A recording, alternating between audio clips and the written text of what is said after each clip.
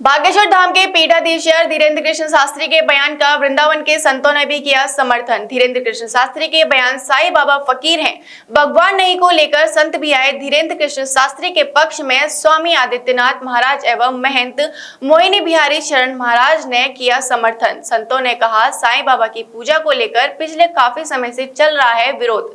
शंकराचार्य स्वरूपानंद सरस्वती ने भी साईं बाबा की पूजा के विरोध में चलाया था अभियान। बाहर से भारत में आकर स्वयं सिद्ध साधक बने थे साईं बाबा।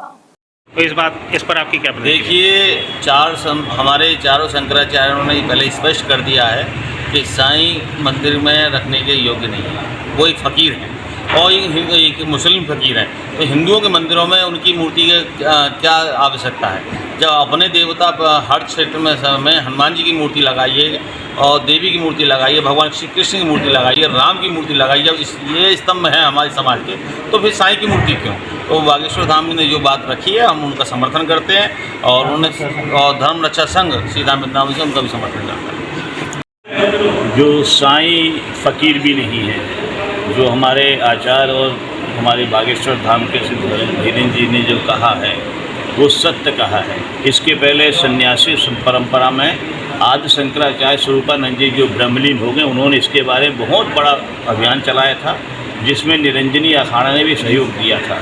उन्होंने तो यहाँ तक कहा था कि आप अपने माता पिता की पूजा ना करके विजातीय माता पिता पूजा करोगे तो संस्कार और कुल आपका कहाँ पे रहेगा।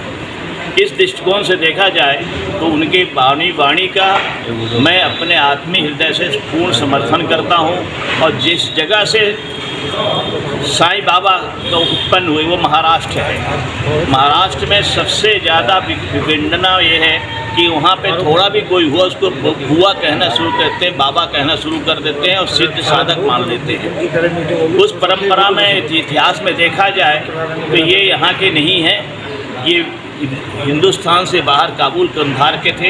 यहाँ आए, अली बने, फौजी में रहे और इन्होंने बहुत कुछ किया, लेकिन श्याम दंड भेद नीति से ये अपने आप को सिद्ध साधक बन गए।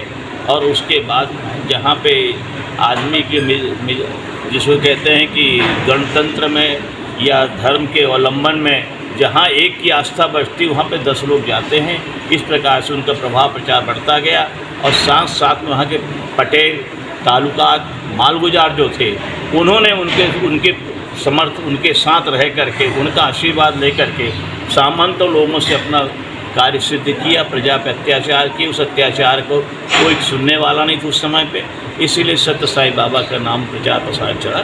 हकीकत तो ये है, वो ना फकीर है ना वो, हम तो वो बागेश्वर धाम के आचार्य श्री से हम एक आगे और बोल दो फकीर भी नहीं है। कई बार एक बार उनकी फ़ोटो में से भस्मी निकालते देखा गया, तो केमिकल लगी फ्रेम रहती थी, उससे राख गिरता था तो लोग बोलते थे ये भस्मी निकल रही इस महात्माओं से। Mehta hospital and IVF centre, Krishnanagar, Mathura.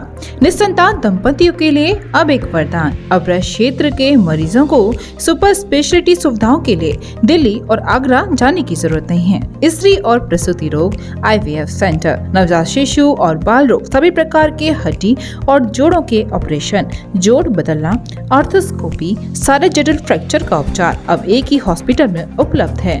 अत्याधुनिक अल्ट्रासाउंड मशीनें, लेप्रोस्कोप, इक्यूविलेटर, नेमोलाइजर, modular operation theatre, pathology lab जैसी आधुनिक सुविधाएं मेहता हॉस्पिटल में ही उपलब्ध हैं। मेहता हॉस्पिटल, कृष्णानगर, मथुरा।